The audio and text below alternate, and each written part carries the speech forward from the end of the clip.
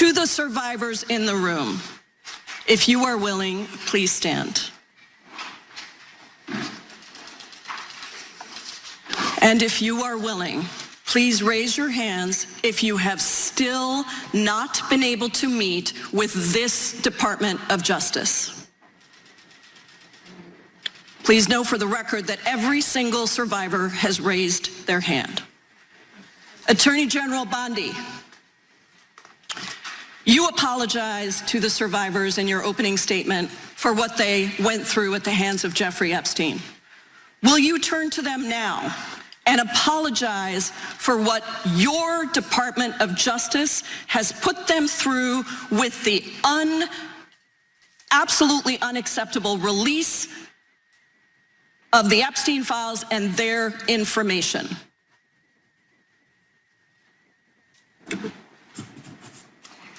Congresswoman, you sat before Merrick Garland sat in this chair twice. Attorney General Bondi. No, can I finish my answer? No, I'm going to reclaim my time. That was from today's House Judiciary hearing with our Attorney General, PAM Bondi. The topic at hand, of course, was the Epstein files and all of the various ways the Trump administration has bungled the release of the said files. Now, as you just heard, Congresswoman Pramila Jayapal was hoping that Bondi would apologize to the Epstein survivors. Of course, she's not going to do it. And of course, she's going to pivot to Democrats bad. And look, if I were in that room, if I were in Jayapal's shoes, I'd be like, yeah, you're right. Democrats bad. Now answer the question. It's not hard. This isn't a partisan issue because both parties have bungled this. The difference between the Democrats and Republicans, I will say, is that, well, let me just say this. I personally didn't know the extent of this giant, sprawling pedophile ring, and I didn't know its connection to foreign intelligence until fairly recently. So that's really the only difference. Like, Democrats didn't really call for it because it wasn't really one of their focuses. The Republican Party has been hyper-focused on this Epstein story. So when you have the candidate who dangled the Epstein file carrot for constituents so they'll vote for him, and when he filled his cabinet with the who's who of Epstein commentators, Bongino, Kash Patel, Pam Bondi, yeah, people are gonna expect you to do what you said you were gonna do. And the fact that it's been very clear that this administration could not care less about the actual survivors, yeah, that has led to a lot of fury, a lot of anger, a lot of upset. But here's what's also really fascinating. We learned during this hearing that Pam Bondi had certain notes, and she wasn't savvy enough to keep those notes under wrap. So there were reporters, journalists on the scene.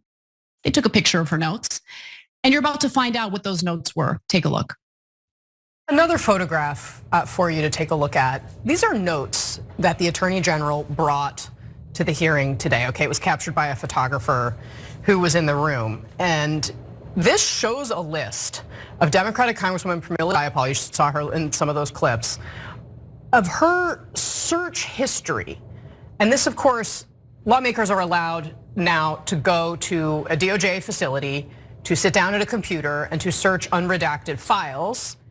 We have learned from this photo that the searches that members of Congress are performing are apparently being tracked and then read by the Department of Justice, by the Attorney General.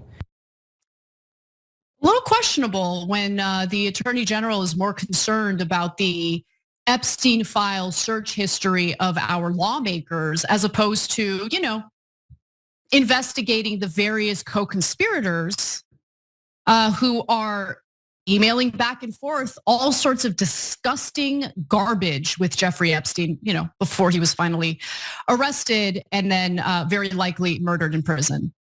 Very likely. Although there's some indication that he might not have even been killed. There's some indication that there was a body, like there was a decoy used. I mean, these files are outrageous, and I wish we had a little more clarity, a little more of an investigation into what the reality is. But here's the thing, like you have to realize that these people don't really care to get to the bottom of anything. Bondi is more concerned about ammo to fight her political opponents. That's the most important thing in the world. But protecting Americans and especially American children, not really the most important thing on her mind right now. I mean, they'll pretend they care about predators whenever they're trying to convince us all that